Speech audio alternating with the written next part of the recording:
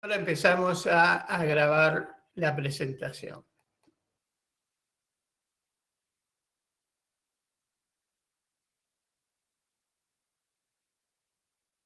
Ok, bueno, el tema de hoy es sobre detección precoz del cáncer de próstata. Vamos a tratar de actualizar y ver si podemos, el punto exacto donde está esto. El tema ha sido que desde el inicio de que se detectó el PSA, que se empezó a usar en el año 90 más o menos, donde se empezó a diagnosticar enormes cantidades de cáncer de próstata, pero con el tiempo estos conceptos han ido y hoy evolucionando y hay una percepción diferente sobre el cáncer de próstata. Ya en el año 12 van a ver que los trabajos son más o menos de esos años. Ha habido nuevas evidencias que han cambiado un poco los criterios y a partir de ahí ha habido todos unos cambios en el tipo de realización de esta detección precoz. Bueno, yo les pasé para que leyeran un montón de material que tenía para estar más, a aprovechar más esta charla. Igual vamos a ver estos trabajos que acá les presento, pero acá vemos nada más que los resultados y los comentarios. Ustedes en el material tienen cómo se realizó cada uno de ellos. Y bueno, después en el año 12, el Ministerio de Salud americano hizo una recomendación sobre sobre el uso del PSA para detección del cáncer, diciendo que no estaba habilitado. Así que vamos a ver esto. Enriol hizo uno de los primeros trabajos, acá está publicado en el año 2009, hizo un buen seguimiento y lo que ellos concluían en ese momento que la mortalidad por cáncer de próstata es baja y que no difiere entre los grupos de observación e intervención. Observación, después vamos a ver, que es nada más que no hacer nada, o sea, ni siquiera, digamos, una supervisión con controles ni nada. De eso hoy vamos a tocar estos temas. Luego está el estudio EARS-SCP, que es el de Schroeder, que es el europeo, donde ellos vieron que reducía la mortalidad específica en un 20%, la detección precoz del cáncer de próstata.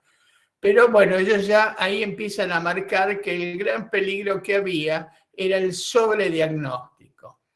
Ambos estudios, tanto el previo que mencioné como este, tenían muchos riesgos que se discutían y se analizaban, lo cual, si bien es importante las conclusiones, bueno, en algún modo no eran estudios, digamos, totalmente perfectos.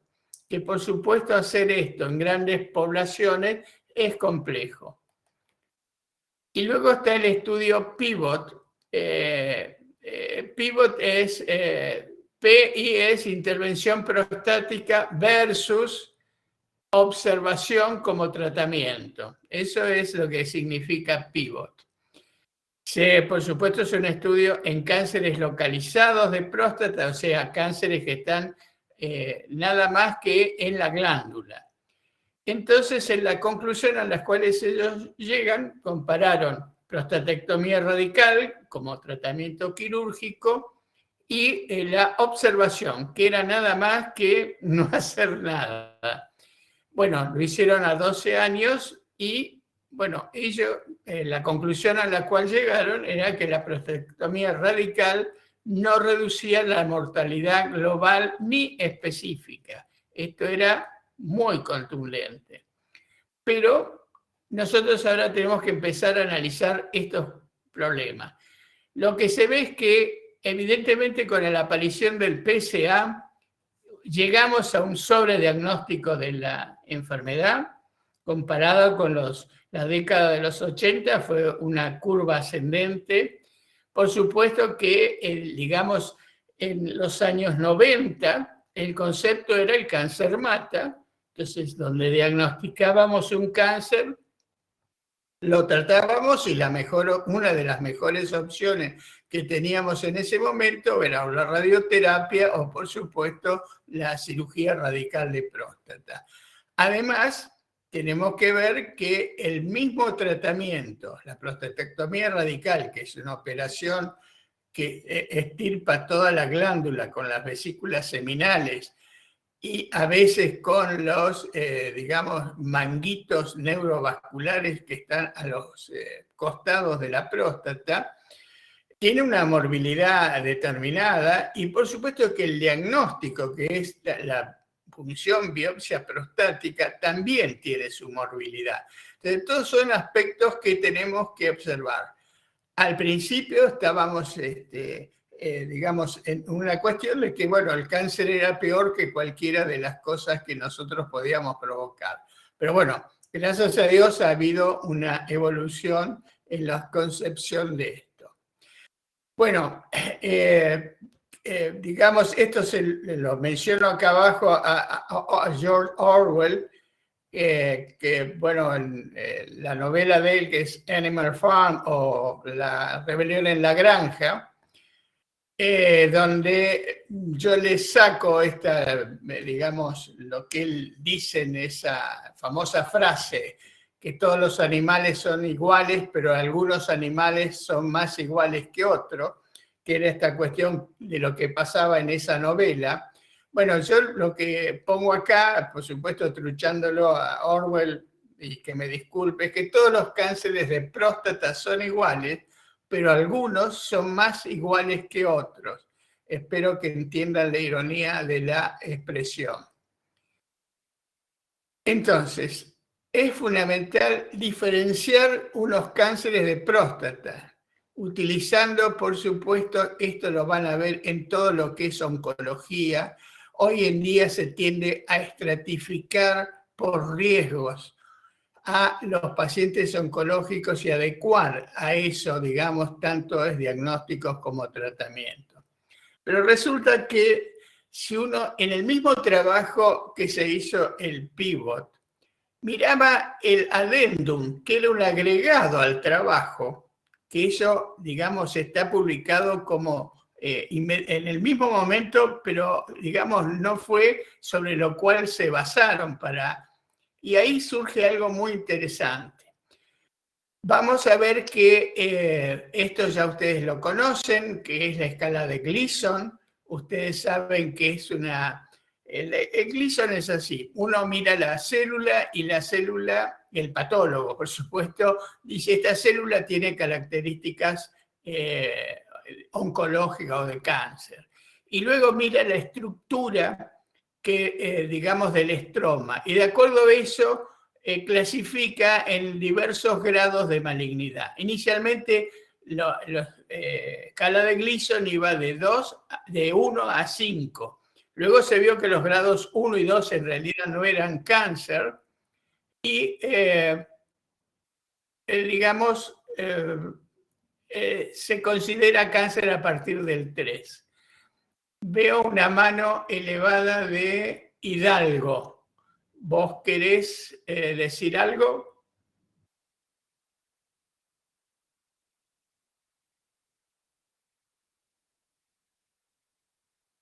Si querés decir algo, habilita tu micrófono y habla. Si no, seguimos con la presentación.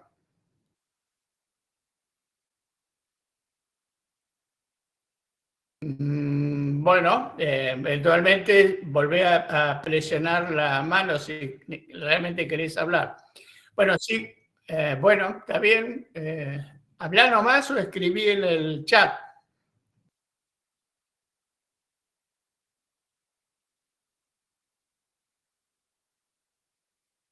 Esperamos tu palabra o tu escritura en el chat.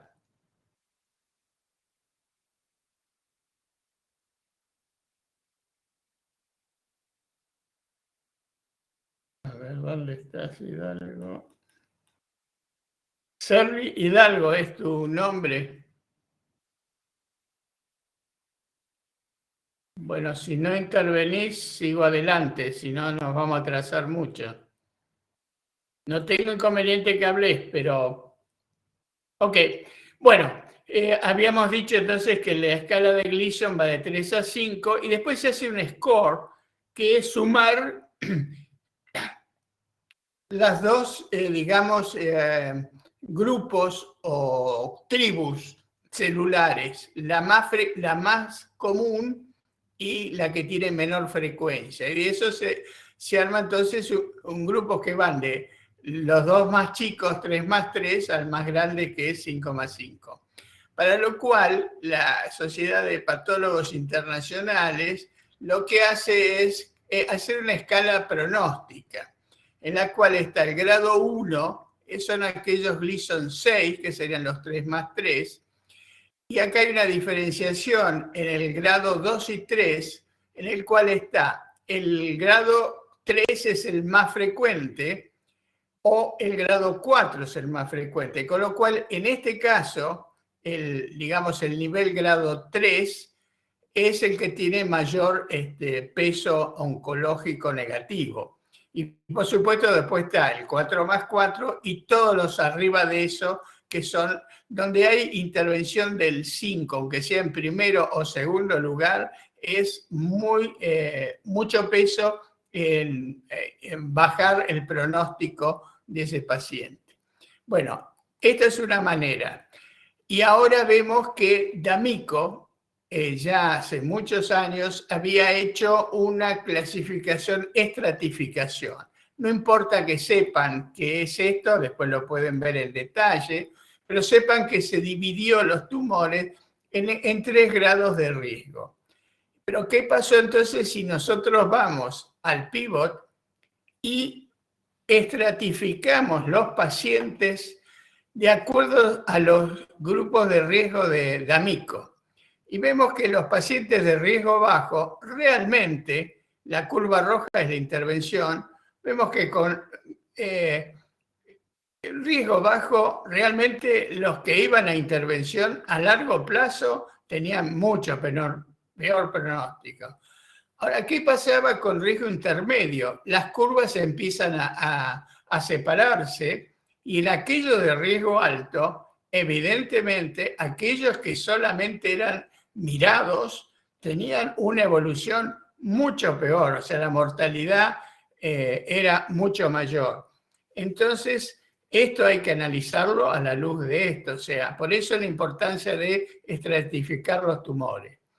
Y después lo muy, digamos, importante de por qué uno a veces está muy radicalizado en esto, es que la incidencia acumulativa de metástasis óseas realmente en el grupo observación es más alta, y no importa que sea de alto, mediano o largo plazo, digamos, a los muchos años. Y el tema es que por ahí, si el primer síntoma que tiene un cáncer de próstata es la metástasis, y si es una metástasis vertebral, el primer síntoma es la parálisis, con todos los inconvenientes miccionales o defecatorios que puede tener el paciente. Por lo tanto, yo creo que hay que tener mucho cuidado cuando uno dice no toquemos el paciente. Luego en muchos lados yo leo que dicen, no, ¿cuándo sospechar cáncer de próstata? Si una orina más finito, si se levanta de noche. No, esos son síntomas de la enfermedad benigna de próstata. Si uno encuentra cáncer investigando una enfermedad benigna de próstata, bien, pero el cáncer de próstata inicialmente no da síntomas locales. Por eso es esta cuestión de que se habla de detección precoz. Entonces, con todos estos elementos, conceptualmente tenemos que, por supuesto, utilizar herramientas para identificar a quién hacer screening. Eso vamos a ver que sí se puede hacer. Distinguir, bueno, la ironía, aquellos cánceres más iguales, o sea, aquellos cánceres que sí hay que darle algún tipo de tratamiento. Y después vamos a ver que Watchful Waiting, que es observación, o sea, no va a hacer nada el señor, vaya tranquilo por la vida y me pregunta si le pasa algo. Active Surveillance, que vamos a ver de qué se trata, que sí, es una observación pero controlada. Bueno, ustedes ya vieron el material, las guías europeas, cómo clasifica, digamos, en los localizados podemos tener localizado que está dentro de la glándula. También están los localizados, pero con invasión local, digamos. Y acá están los que importan. Los de bajo riesgo son los que el PSA es menor de 10, acá están las siglas en español, donde el grado de Gleason es menor de 7 y donde, de acuerdo a la clasificación de TNM, es un T1C o un T2A. El T2A es aquel que encontrábamos cuando hacíamos resecciones endoscópicas, que aparecía en menos del 5 al 10% del material resecado en la resección endoscópica como cáncer. Fundamentalmente el T1C es aquel que diagnosticamos cuando el tracto rectal no indica nódulos, el PSA es anormal y entonces en una biopsia aparece el cáncer en uno de los lóbulos. Eso es el T1C, que sería el bajo riesgo. Bueno, esto ya ustedes lo vieron, incluso lo tienen para revisar después de esto. Y ahora vamos a hacer una intervención de esto para a ver la cita. Y vamos a hacer espero que esto funcione, una pregunta con ustedes que van a tener que responder. El caso es así: un paciente de 65 años, tacto rectal con un nódulo en el lóbulo prostático izquierdo, un PSA de 7 nanogramos, donde la anatomía patológica me dice, bueno, un adenocarcinoma, un Gleason 3 más 4, o sea, 7, en 40% de 4 de los 6 cilindros del lóbulo izquierdo, sin adenomegalias ni metástasis en la estadificación. Entonces, en base a esto, ¿cómo lo clasificaría para riesgo de recurrencia bioquímica según la Sociedad Europea de Urología, que son lo que vimos anteriormente? Voy a ver si puedo abrir la votación.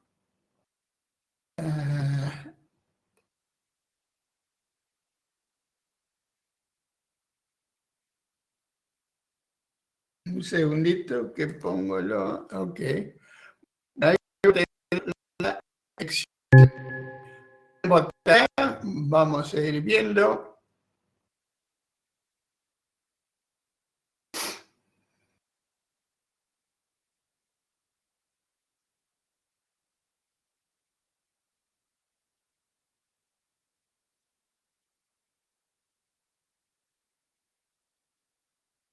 Mientras ustedes votan, voy a aprovechar a tomar la asistencia, tal como les expliqué, que es automático.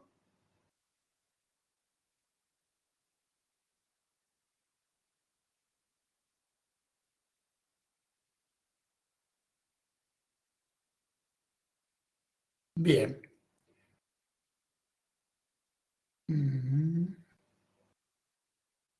Vayan votando, porque hasta ahora votaron la mitad.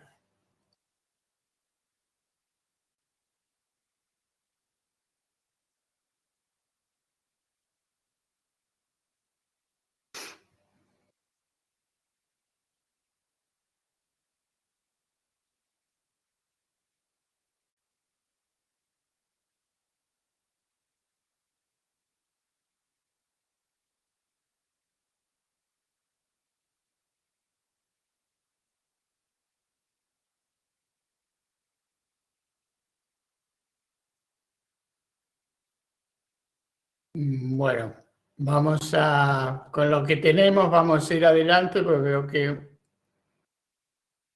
o están desconectados o, bueno, vamos a publicar el resultado. Bueno, vemos que la mayoría marcan que es un T2B de riesgo intermedio. Bueno, obviamente es un T2B, ¿se acuerdan que T1C dijimos que era aquel que no se tactaba y que por el PSA aparece en la biopsia? Los T2, todos los T2B que ven acá son los que toman un solo lóbulo, que es el caso este. Y por supuesto, con ese PSA y el T2B es un grado intermedio, ahora lo vemos en detalle.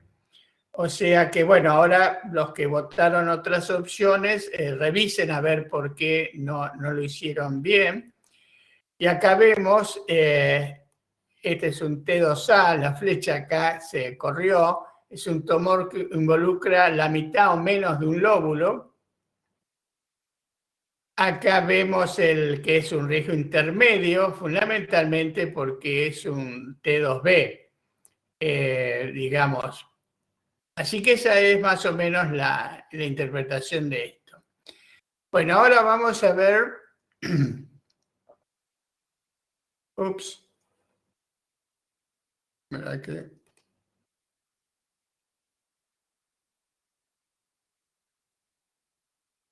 Vamos a ver otra situación. Un paciente de 40 años de edad, sin factores de riesgo, o sea, no tiene antecedentes oncológicos ni él ni en familiares masculinos o femeninos. Pregunta por la posibilidad de tener un cáncer de próstata. Bueno, ustedes van a ser médicos generalistas, no urólogos, pero muchas veces en su desarrollo van a tener esta consulta. Entonces, las opciones son: la posibilidad de cáncer de próstata a los 40 años es improbable. Esa es una aseveración. Otra aseveración dice, es conveniente realizar screening de cáncer de próstata. Entendámonos, screening quiere decir hacer algo con la intención de detectar cáncer. Eso es lo que quiere decir screening. O sea, detección precoz de cáncer es una acción buscando un cáncer. Luego, otra declaración es, ¿tiene algún valor realizar un PSA? Luego, es conveniente, otra declaración, es conveniente solicitar PSA total y libre. Y luego otra opción es A y C son correctas. Bueno, vamos a ver si podemos largar otra. Y acá agregamos...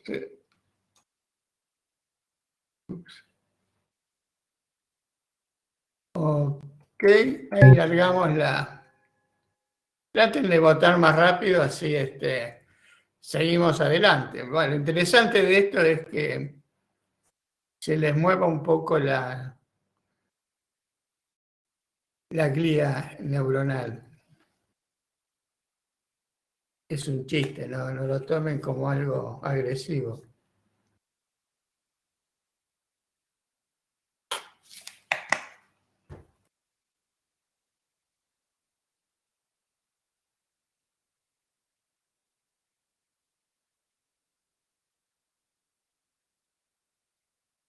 Porfa, avísale a tus compañeros. Estoy acá para abrir desde la 1:30 y la gente de tecnología cambió las claves y cambió los correos y los ingresos a Zoom sin darse cuenta que yo tenía una clase programada. Así que Bueno, estoy la re enojado. mayoría piensa que A y C son correctas. Muchos, a veces digamos, hay una elección que es correcta, pero no es completa.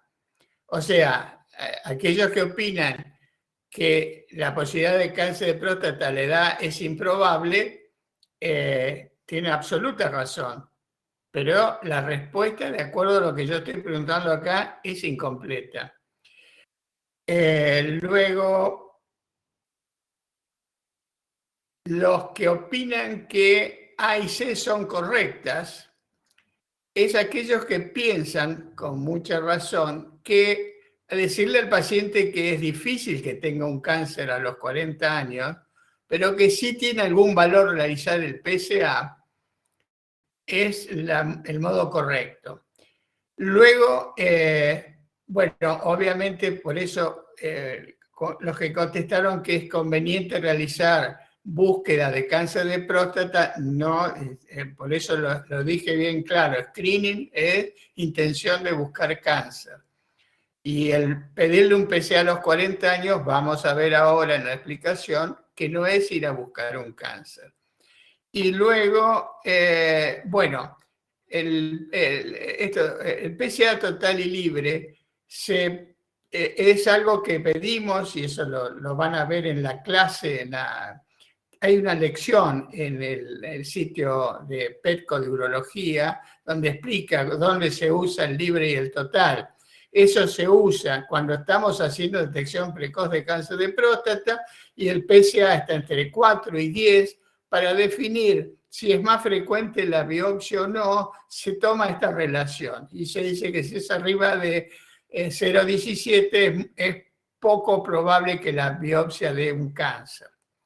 Bueno, esto es que hubo un consenso de Melbourne, digamos, donde que ellos vieron que un PSA basal a los 40 años por debajo de 1 nanogramos, el ideal sería debajo de 0,70, pueden predecir un bajo riesgo futuro de formas agresivas de cáncer de próstata. Con lo cual, digamos, si este valor es ese, uno puede realmente darle alguna tranquilidad al paciente y de que, digamos, empiece recién a la edad sugerida, que es arriba de los 50 años. Bueno, acá está explicado esto del libre y el total. Y luego la Sociedad Canadiense de Urología, lo que dicen es, en pacientes con buen estado de salud y con más de 10 años de expectativa de vida, no se le debería negar el test de PSA. Y eso vamos a tocar un poco el tema hoy. Esto ya lo dijimos. Y el tema es de los 10 años de expectativa de vida, porque cuando ustedes vean las guías van a decir que se pide entre los 50 o 55 y los 70 años, los 69 años. O sea, vamos a ver si alguien de 69 años, de 70, digamos, ya le decimos, señor, que esté tranquilo, no le vamos a hacer detección de cáncer de próstata. Y estas son las recomendaciones que ellos ponen. Tenemos hombres mayores de 50 años de edad o 45 con antecedentes familiares. ¿Qué cánceres? Por supuesto, de próstata, pero también están los de colon y los de mama, que comparten, digamos, grupos genómicos relacionados. Esto está aplicado mucho en Estados Unidos con ascendencia africana, pero recuerden que nosotros sí tenemos en las calles del Valle gente de descendencia africana. O sea, por ahí los ven y tengan en cuenta que en ellos sí, a los 45 años comienza la detección.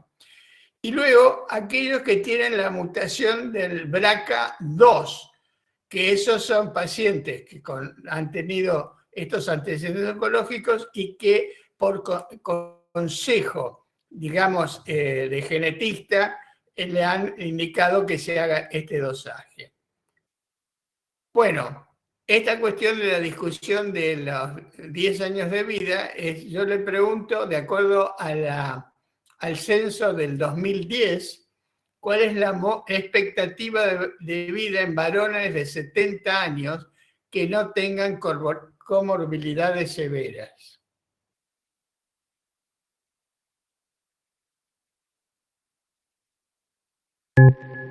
Ahí ya pueden votar.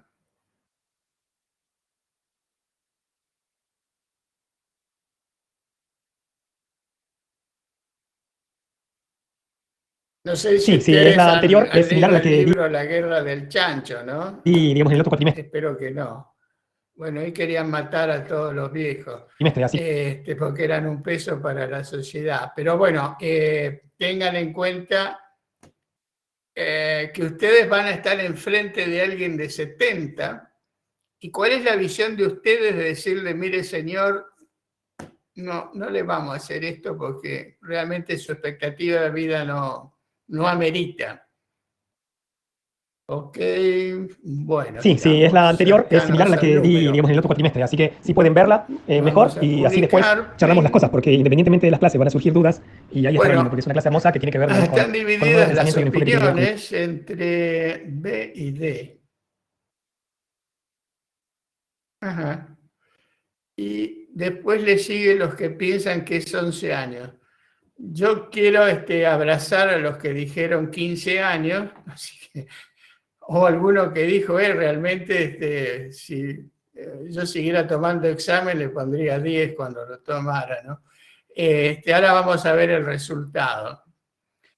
La edad en los varones de 70 años, según el censo del 2010, es de 11 años. Entonces, hay que ver de que realmente a los 70 años... Ahora, ¿qué pasa con alguien de 75 o de 79 o de 80?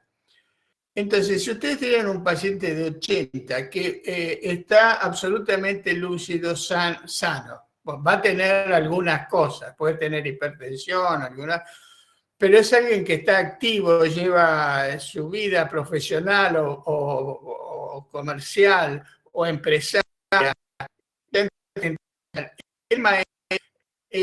Acuérdense de eso, de que no hacíamos el screening y después aparecían las metástasis óseas. Entonces, pensar, acá no hay blanco-negro, acá hay que ver las sutilezas de los grises y ver en quién o no aplicamos esta cuestión de la expectativa de vida. Por supuesto, si al señor de 78 años lo trae la familia, el señor está medio, digamos, cardiopatía, 8 estén, tiene esto, aquello, un EPOC, bueno, obviamente ese señor no le compliquen la vida, pero bueno, ya le digo, no es blanco-negro, es para que lo piensen. Luego, vamos a hacer otra más fácil. En cáncer de próstata son observación, en inglés lo van a leer como watchful waiting, o supervisión activa, en inglés lo ven como active surveillance. ¿Esto es verdadero o falso? Vamos a empezar una esta de Paul.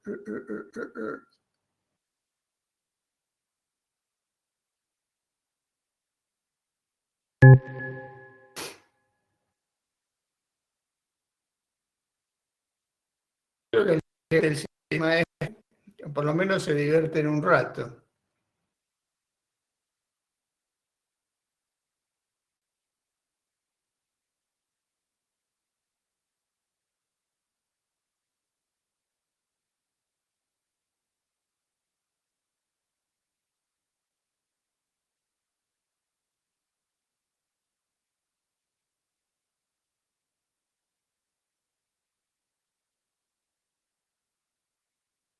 Bueno, veo que hay algunos remolones. No es muy difícil, es uno u otro. Ok, vamos a publicar para poder seguir. Bueno, la mayoría, no esta es mayoría absoluta, dice que es falso, o sea que observación no es lo mismo que supervisión activa. Bueno, la pregunta tiene trampa, porque una cosa es observar elegantemente y otra cosa es supervisar de algún modo con alguna actividad. Entonces, supervisión activa no es lo mismo que observar. Observar era lo que hacían en el estudio Pivot, o sea, no hacían nada, lo decían al no paciente, al que encuestaban, que se fuera tranquilo y no hiciera nada. Entonces acá están las definiciones. Supervisión activa es la vigilancia del cáncer que se hace tanto contacto rectal y repetición de PSA cada 6 meses. Se hace una biopsia de próstata inicial, estudios por imágenes cada 1 a 3 años, y si los resultados cambian, se puede ofrecer opciones de tratamiento. Y vamos a ver en qué porcentaje esto ocurre. Entonces, la observación o watchful waiting es un seguimiento menos intensivo. Podés no hacer PSA porque teóricamente uno piensa que el cáncer no va a provocar problemas y se espera la aparición de síntomas. Y esta es la trampa. O sea, si vamos a decir que los síntomas son orinar más finito, ardor al orinar o eyacular con sangre o eso, bueno, podemos llegar muy tarde a diagnosticar un cáncer. Y esos son síntomas que no son del cáncer, son síntomas del agrandamiento prostático, y por ahí la metástasis ósea es la primer síntoma que presenta un cáncer. Bueno, y acá vamos a ver otro más. Paciente de 68 años. Tiene un tacto rectal sin nódulos. Un PSA de 7. Vamos, me van siguiendo. La biopsia dio un adenocarcinoma de próstata, Gleason 3 más 3 igual 6. El grado 1 de pronóstico. Y que tienen 20% de 1 de 6 cilindros del lado derecho el cáncer. Por supuesto, no tiene ganglios ni metástasis. ¿Cómo lo clasificaría para riesgo de recurrencia de bioquímica según la Sociedad Europea de Urología? Bueno, vamos a... Ok.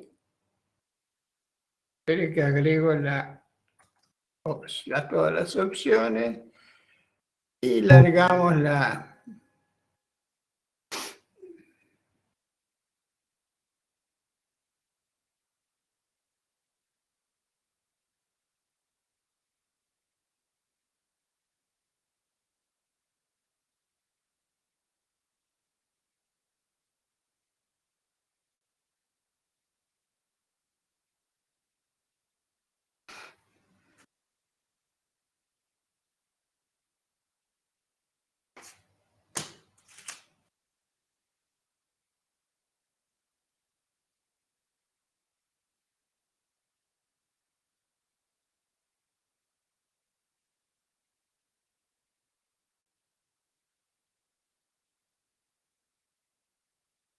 Ok, veo que ahí se van parando. Vamos a publicar con lo que tenemos.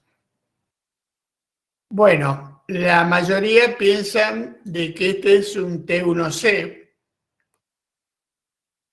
Y si vemos, si se recuerdan lo que hablamos antes, es un tacto rectal inaparente, donde uno por el PSA elevado indica la biopsia, y en esa biopsia viene recuperación de cáncer en un solo lado.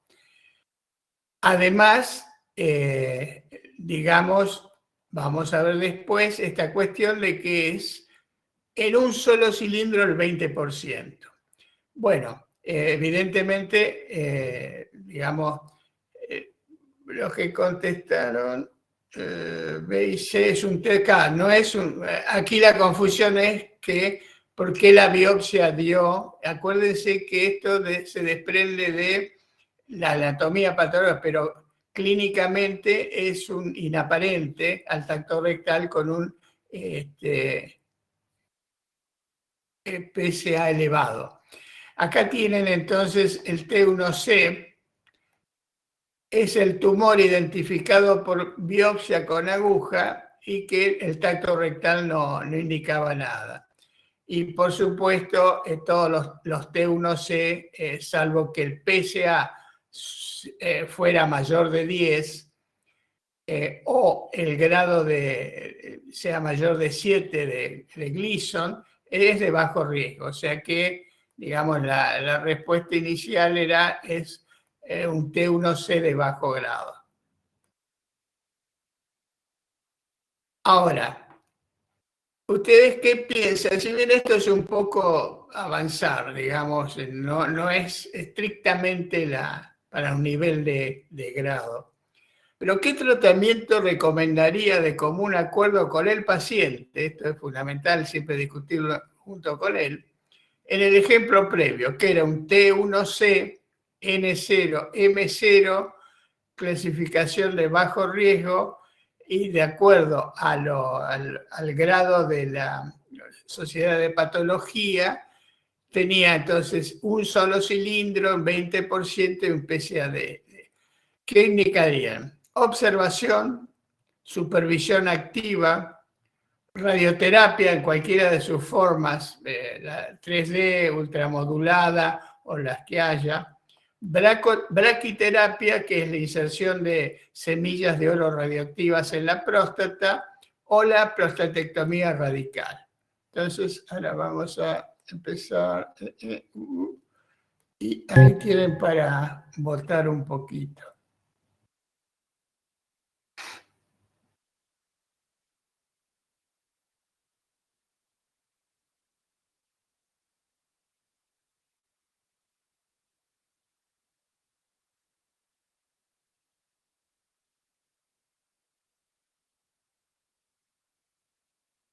Yo les pido un poco de, digamos que a veces yo hago chistes en las charlas, pero no es menoscabante de nadie, así que aparte no sé quién vota qué. Ya podría verlo, pues lo estoy viendo en la pantalla al lado izquierdo, pero no estoy dándole. Bueno, vamos a ver, porque se van parando, o algunos se fueron a dormir. Ok, bueno. Una inmensa mayoría, sí, dicen que esto es para supervisión activa, y sí, yo creo que es lo que le ofrecería a un paciente con muy poco tumor y con las características que no tiene un PSA no muy elevado, tiene realmente poco tumor. Bueno, Wolfram Waiting es lo que estuvimos hablando, que es la respuesta A. No estaría indicado en esto porque es un cáncer, por ahí vamos a mirarlo, vamos a controlarlo, qué sé yo, pero vamos a ver que hay un 30% de estos cánceres que estamos en Active Surveillance que progresan y realmente en ese momento van a tratamiento. Bueno, la respuesta E, que es prostatectomía radical, digamos, creo que tenemos en el grupo alguienes que ya perfilan para hacer residencias quirúrgicas.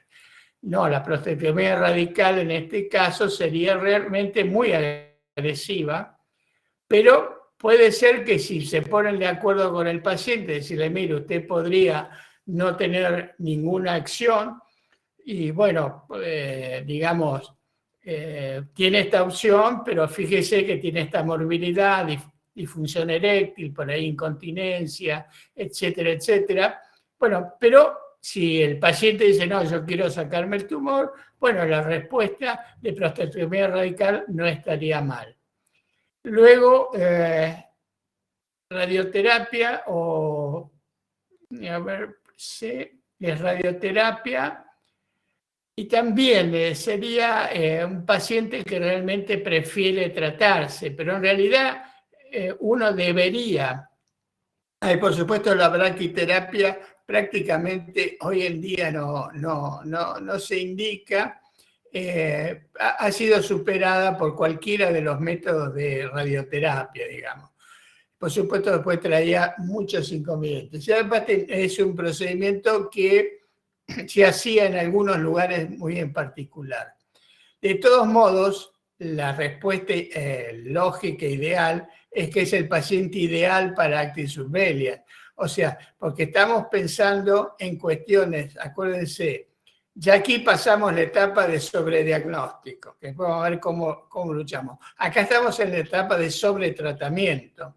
O sea que buscaríamos no tratarlo a este paciente, sea cual sea el tratamiento, salvo que el paciente Por eso yo acá puse de común acuerdo que era absolutamente hacer eso.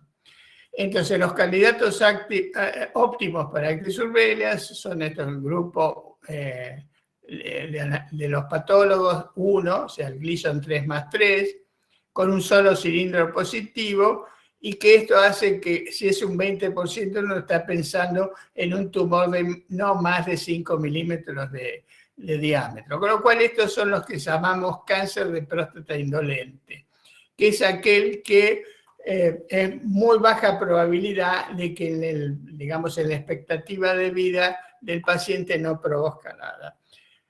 Ustedes saben y tomen en cuenta que el cáncer de próstata, y lo lamento por los varones que me están escuchando, está en el futuro de todos nosotros. Si logramos llegar a vivir 100 o 110 años, todos vamos a tener cáncer de próstata. La mayoría van a tener este cáncer de próstata, el indolente.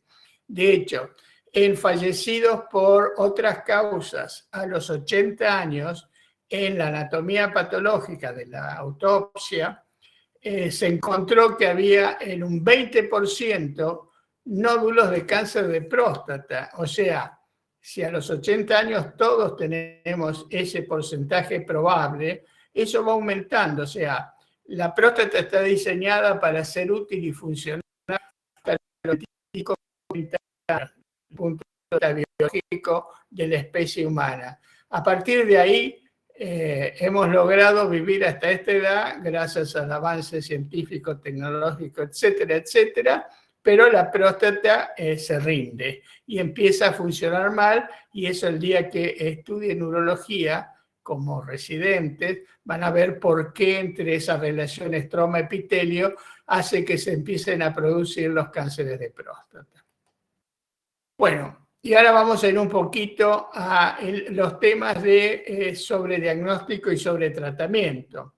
Bueno, acá dice el futuro, pero en realidad esto es lo que hoy se puede hacer, está disponible en la Argentina, y lo que hacemos nosotros habitualmente frente a las sospechas clínicas de cáncer de próstata, o sea, alguien que consulte y tiene un PSA más allá del límite normal, lo que hoy se impone es hacer una resonancia multiparamétrica, a la cual se le asocia después la biopsia por fusión, que quiere decir que la biopsia se hace por ecografía transrectal y superponen las imágenes de la resonancia y de la ecografía, y se toma la biopsia estándar, que son 6 tomas que están, digamos, programadas en tales ubicaciones, y son 12 tomas, por lo tanto, más todas las tomas de los sitios que ha marcado la resonancia multiparamétrica como sospechables de atipía. Lo que permite esto es que el valor, digamos, de detectar cánceres de alto grado es mayor, y por ahí la resonancia sí puede perder algún cáncer de bajo grado, que es el que no nos interesaría perder, porque por ahí se trata de estos cánceres indolentes que hablamos antes. Van a ver que después la resonancia, el informe habla de los PI-RADS, que los PIRAS son similares a los BRCA de cáncer de mama, y van a ver que va de 1 a 5, y siendo 4 y 5 los que indicarían mayor probabilidad de que una biopsia dé positivo. No quiere decir que va a dar positivo o que eso es cáncer. Esto indica probabilidad. Luego, lo que tenemos es prebiopsia. Tenemos varias cosas para hacer. Una es el score de los 4K, a las 4 calicreínas, que combina datos de PSA, PSA libre, intacto, calicreína, y datos clínicos del paciente, tacto rectal, etc. Esto da un score en el cual le puede decir que si usted lleva la biopsia a este paciente, tal probabilidad de que dé un cáncer de alto grado. Entonces, es posible disminuir entre un 30 a un 58% de biopsias. Esto es muy importante. Y solo se retrasa un 1,3 a 4,7% de glisos mayores de 7. Esto es el escape que tendría. Entonces, esto usted le informa al paciente, pero fíjese que con esto podemos reducir por lo menos la mitad de las biopsias que hacemos. Por supuesto, al paciente no lo mandamos a que vuelva dentro de 5 años, sino que se lo sigue periódicamente y eventualmente se vuelve a repetir el score. Luego tenemos el PHI o PHI, que también es otro, digamos, estudio que es prebiopsia y tiene más o menos lo mismo. Después tenemos el PSA3, que tiene la ventaja que es un examen en orina, previo masaje prostático. Hoy en día también se usa en orina, y lo vamos a ver después, el Select MDX o MDX, que también predicen probabilidad positiva de un tumor de alto grado. Todo esto es algo que uno le puede ofrecer al paciente para evitar una biopsia. Y luego que uno biopsió y tiene un tumor. Supongamos ese paciente que vimos en el cual la pregunta era si le ofrecíamos Active Surveillance. Bueno, Active Surveillance, en la evolución hay un 30% que realmente progresa y hay que intervenirlo. A ese paciente es ideal ofrecerle estos tipos. Bueno, el Oncotype de Prostate Cancer Assay, que lo que produce es esto, el GPS, que no es el del auto, es el Genomic Prostate Score, en el cual a usted le va a decir si, digamos, el perfil genómico, porque lo que busca es ver qué genes están iluminados, o sea, cuáles tienen una metilación positiva, de los cánceres que tienen que ver con la progresión del cáncer. Entonces, le da digamos, score, en el cual, como será, acá hay un ejemplo, acá le dice que la probabilidad de una patología favorable es 84%, con lo cual a este paciente, si está dentro de los posibles de Active Surveillance, por supuesto, si, ojo, esto no se aplica en pacientes que tienen, supongamos, un T2C, o sea que toman los dos lóbulos, un 4+4, bueno, ahí ya sabemos que el pronóstico, no necesitamos saber la parte genómica para eso. Se discutiría en aquellos que son 4+3, o sea que es el que sigue arriba de 3+4. En 3+4 se discute que pudiera hacerse uno de estos para o bajarlo o subirlo de nivel. Y luego esto es un poco más, si bien ya está, incluso se están haciendo estudios con los microRNA circulantes, son las biopsias líquidas. También hay detección de células tumorales circulantes, y ahora está empezando a aparecer todos los estudios de proteómica, también con detección en biopsias líquidas, que es todo lo que va, digamos, a producirse en corto tiempo. Bueno, en el servicio nuestro sí estamos llevando adelante un estudio en todos los cánceres urológicos de microRNA circulantes que lo lleva gente del CONICET, de investigadores de Punta de Buenos Aires. Entonces, un poco, esto sería el mensaje para llevar a casa. Todo lo demás fue información para que entraran en tema. ¿Cuál es cómo uno expresa esto? Yo recibo al paciente y digo, a ver, tengo sospecha clínica de cáncer de próstata. ¿Qué puede ser? Que en el tracto rectal encuentro nódulos, tengo un PSA fuera del rango que corresponde. Ustedes saben que el normal es por encima de 4, aunque hay algunos ajustes por edad, pero en general uno se guía por esos niveles. tiene un PSA libre menor de 0,17, este es el famoso lo que les contestaba, siendo y cuánto el PSA no pase de 10, es cuando está entre 4 y 10.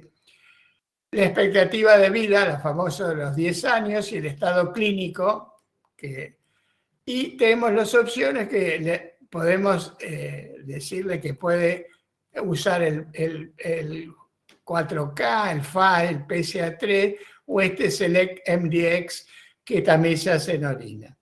Supongamos que no tenemos, muchos de estos estudios están disponibles en Argentina, pero normalmente la cobertura de obra social no lo cubre y los precios son altos para nuestro modo de ingresos, obviamente. Entonces, ahí realizamos la resonancia multiparamétrica para aumentar un poco, digamos, digamos si vamos a biopsiar o no. Supongamos que la multiparamétrica no indica zonas dudosas o indica zonas cuyos PIRAs o PIRAs van entre 1, 2 o 3. El Luba Scott ha levantado... Sí, profe. Hola. ¿La resonancia es de fácil acceso? Digamos, ¿se hace en todos los lados o hay pocos resonadores que la hagan? ¿Cómo funciona? No, en la zona hay varios, sí. En Neuquén por lo menos son 3 o 4. Gracias. Eso como Luba, levanta la mano y respondemos. Bueno, supongamos que en el caso tiene un PIRAS o PIRAT, 4 o 5, que no quiere decir que es cáncer, sino que está la indicación de que hay que biopsiar. Y hacemos la biopsia por fusión, que es lo que yo expliqué. Entonces, puede venir que la biopsia sea negativa, con lo cual seguimos ahí realmente en observación, que es con PSA, tacto rectal, etc. Dado que el paciente por ahí puede tener un PSA de 9 y no es porque haya un cáncer. Acuérdense que el PSA solo no es específico de cáncer, es sensible para el cáncer, pero aumenta también con la fase, digamos, glandular de la próstata. Entonces uno puede tener próstatas muy grandes donde produce mucho PSA y bueno, todo el arte está en distinguir ese PSA alto si es por tumor o no. Ahora, supongamos que el diagnóstico de la biopsia sí dio cáncer. Entonces, puede ser que sea en lo que nosotros llamamos un cáncer indolente en la definición, y este puede ser un candidato a active surveillance. O sea, acá es como que se abre una opción, ¿no? O acá o acá. Ya está, hacerle el GPS para ver, digamos, si es candidato a active surveillance. O le ofrecemos alguno de los tratamientos activos. Sí, Luba, podés preguntar, No, profe, disculpe, me quedó la mano arriba y no la puedo bajar. No, yo lo bajo acá, ping, teóricamente. Bueno, esto es, digamos, lo que, digamos, sería lo que tienen que ir masticándose.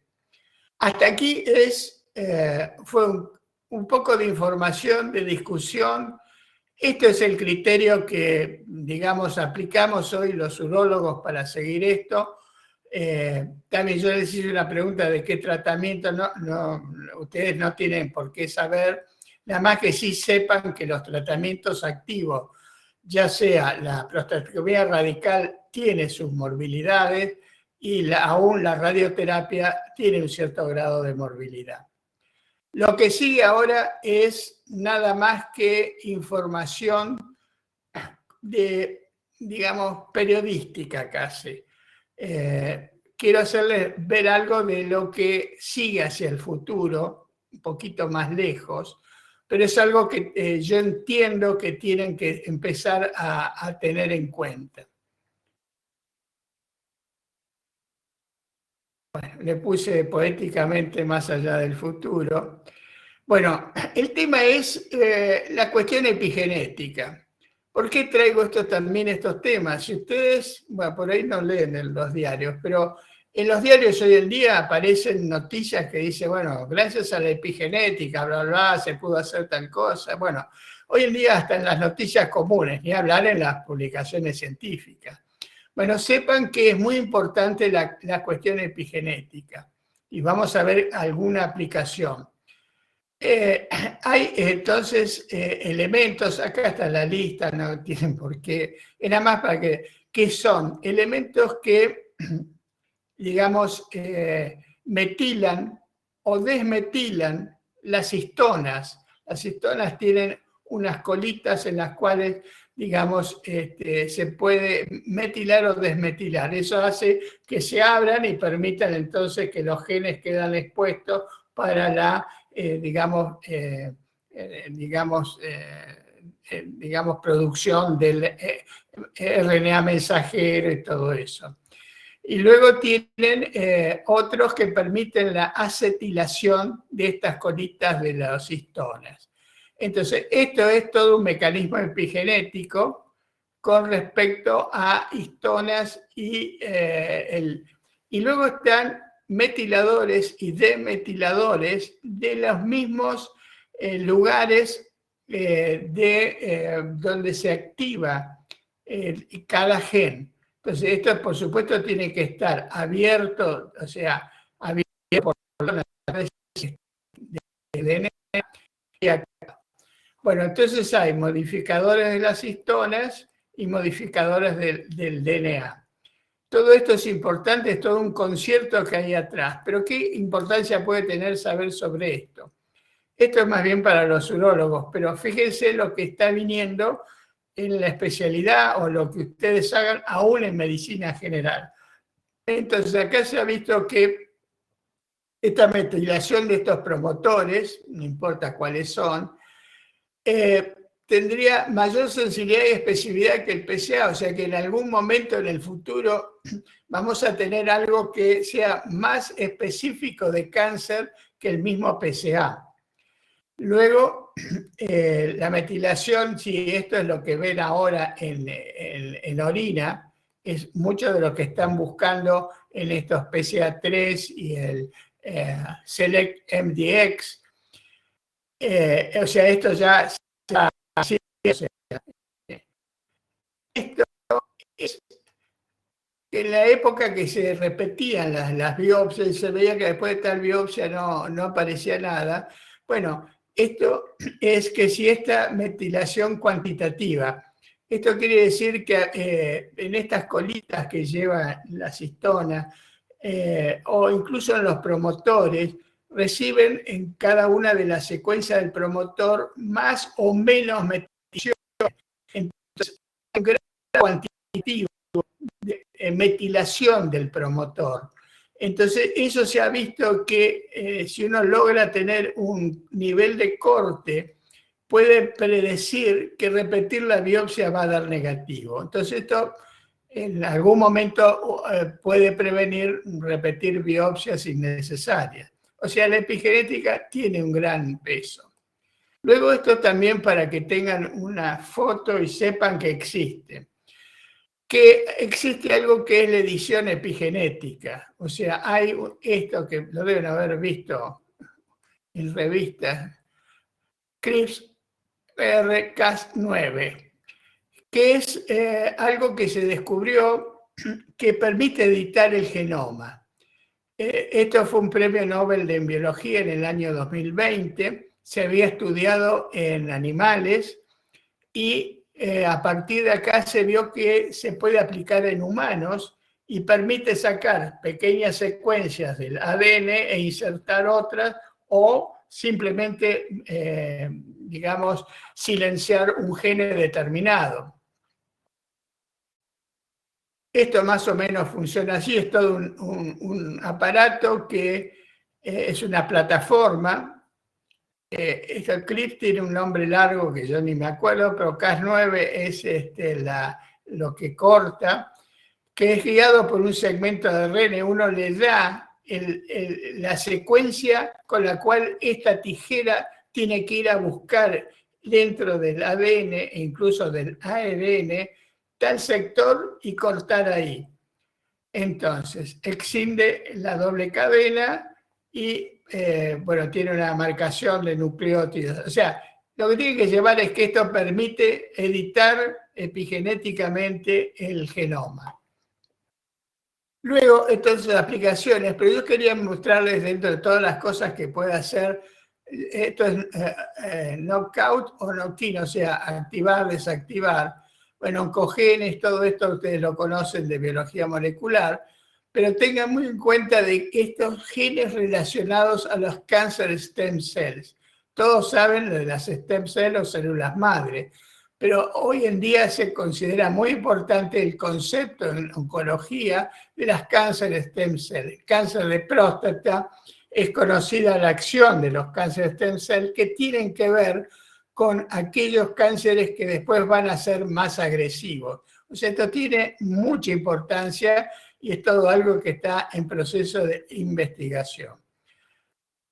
Esto nada más para que tengan una foto total. Entonces el mensaje para que se llevan, recuerden siempre que la evidencia es evolutiva. Lo que yo creía en el año 90 que era la verdad máxima, hoy en día si yo llego a hacer eso, me sentiría muy mal. Sobre el cáncer de próstata es muy probable que todo esto vaya cambiando mucho en el futuro. Hacer screening o detección precoz con racionalidad, yo creo que hay que hacerlo con racionalidad, pero no estoy de acuerdo en no hacerlo absolutamente en nadie. Creo que hay que hacerlo en determinadas personas y con todas las prevenciones que hablamos para evitar tanto el sobrediagnóstico como el sobretratamiento. Y sobre todo, como vimos en algún ejemplo antes, esto se habla con el paciente. Hoy en día no es que yo decido como un reyesuelo qué cosa hay que hacerle a ese paciente, sino que hablo con él, trato de, en forma muy clara y precisa al nivel de comprensión de alguien que no es médico, cómo es la situación, cuáles son los caminos con los riesgos o inconvenientes, morbilidad, etcétera, etcétera. Así que bueno, esto es lo que también es la otra foto que quisieran llevarse. Bueno, y mi última es esto siempre de todos los animales son iguales, etcétera, etcétera. Bueno, quedo abierto a preguntas, ya nos llevé una hora dando vueltas por acá. Ya tomé la asistencia, así que están todos presentes. Algunos ya se fueron, pero bueno.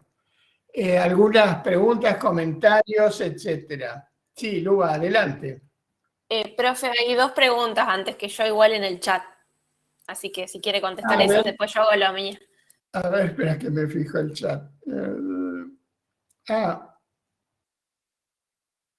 Preguntó Abril, Florencia, el tratamiento hormonal. No, el tratamiento hormonal se usa en los cánceres avanzados de próstata o en las recaídas del tratamiento inicial. No es un tratamiento que se haga inicialmente en el cáncer de próstata. Hoy además existen dentro de los tratamientos hormonales son como 4 o 5 estaciones más adelante de drogas que existen. Incluso está muy desarrollado en los niveles de tratamientos inmunológicos. Eso son todas drogas que han ido conociéndose últimamente y van a ver si ven otros cánceres en otras de las temas que vean. Fíjense los inhibidores del punto de chequeo, checkpoint inhibitors, etcétera, que son, digamos, los nuevos tratamientos. Marcelo Rodríguez pregunta si el PSA fuera del rango sería mayor de 4. Sí, se considera de 4 por encima, que es el anormal, digamos.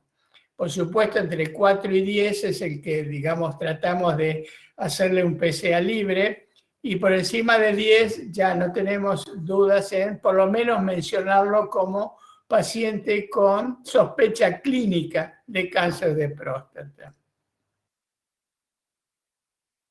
Bueno, no veo tu comentario. Sí, Luba, ahora sí te escucho. Sí, profe. ¿Usted a qué cree que se debe el sobretratamiento? A desconocimiento de que uno puede estar cometiendo, digamos, un error muy grande en tratar un carcinoma indolente. O sea, vos fíjate que un cáncer que en un 60% no va a evolucionar, y yo logro hacerle entender al paciente que lo mejor que tiene es no tratarse, y yo le ahorro de que, digamos, toda la morbilidad que puede tener cualquiera de los tratamientos, ya sea cirugías o radioterapia. Sí, pues, me llama la atención porque, no sé, no conozco otro tipo de patología en la que pase así como tan frecuente como en esta, por eso. Exacto, no es tan frecuente los indolentes, pero hay. Lo que pasa es que si vamos a hablar, supongamos, cáncer de pulmón, cáncer de páncreas, muy difícil que le... Ahora, en cáncer de riñón, ustedes fíjense de que tumores renales de 2 centímetros o menos, muchas veces se le puede plantear al paciente la observación, y si el tumor no crece, y se lo va controlando, por supuesto, periódicamente, y el paciente va por ahí, no progresa ese tumor.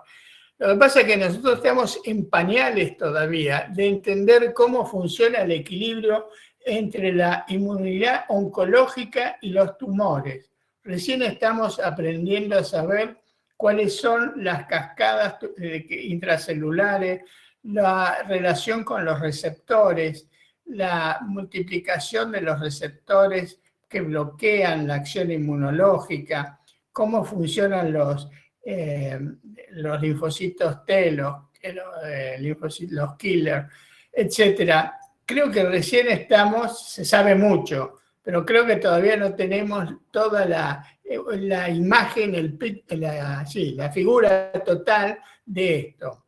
De todos modos, sí, próstata es uno de los cánceres, creo que por ahora de los pocos que veo que tiene esta situación de que en algunos estaríamos no tratarlos, pero sí hacerles active surveillance.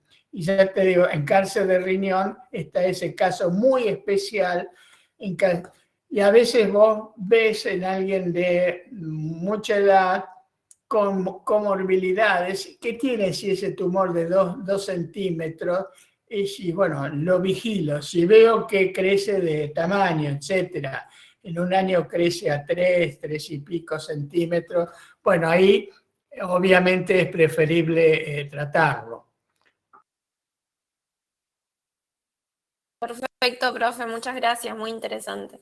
Bueno, ¿alguna otra pregunta más? Ya quedó esto grabado, así que los que no están lo pueden revisar después. Yo tenía una duda, me había quedado, Marcelo. Adelante, Marcelo. A mí no me quedó bien en claro el tema de a quién realizar entonces el screening de PSA. Y nosotros, estoy pensando en una persona, por ejemplo, de 42 años, sin antecedentes familiares o factores de riesgo, nosotros entonces no estaría indicado realizar PSA. Eso lo entiendo. Lo que, en el caso de que, por ejemplo, tenga antecedentes familiares, bueno, de cáncer de mama, ovario, historia familiar de cáncer de próstata, ahí sí lo hacemos. ¿Bien? O sea, es así. Supongamos 42 años, que es lo que vos decís. No está indicado hacer detección del cáncer.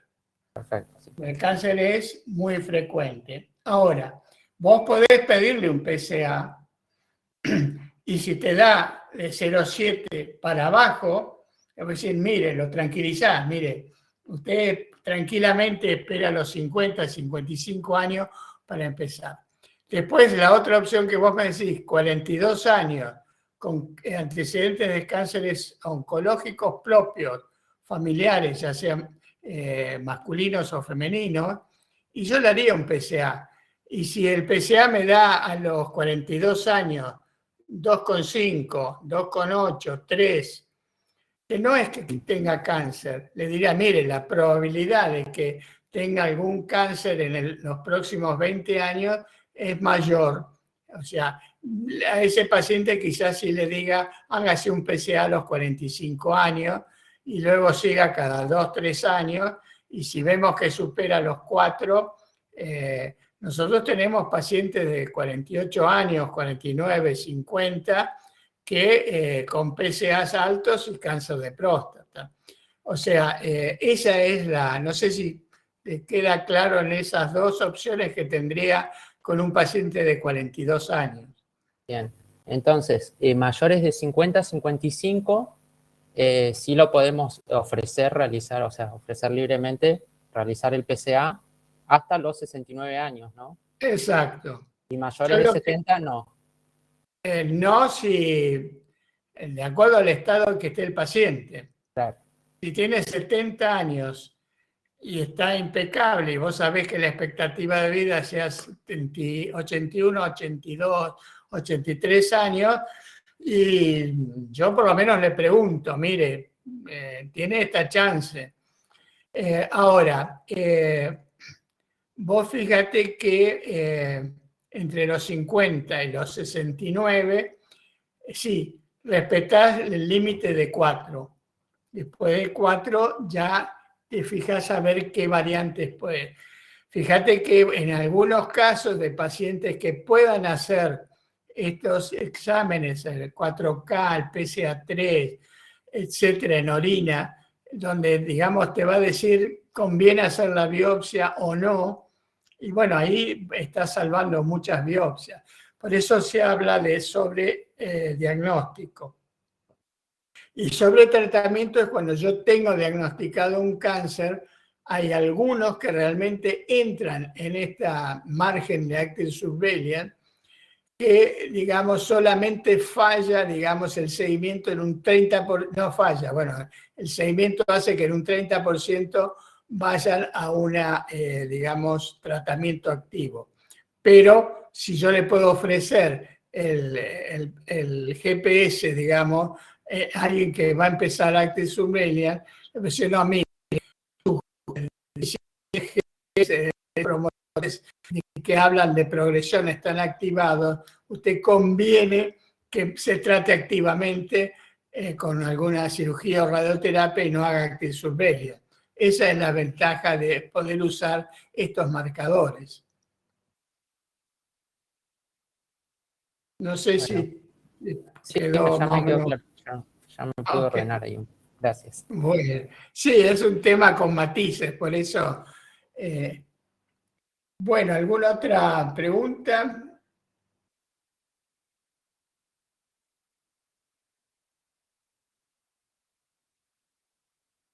Ok, bueno, si no hay más manos, bueno, gracias por atenderme y les deseo que tengan... bueno, tienen en la página de urología todo el material que usamos para los alumnos que rotan con nosotros. Así que, bueno, lo pueden usar, tienen prácticamente todos los contenidos mínimos y un poco más de todo lo que tienen que ver en urología. Bueno, a descansar, nos vemos, hasta luego.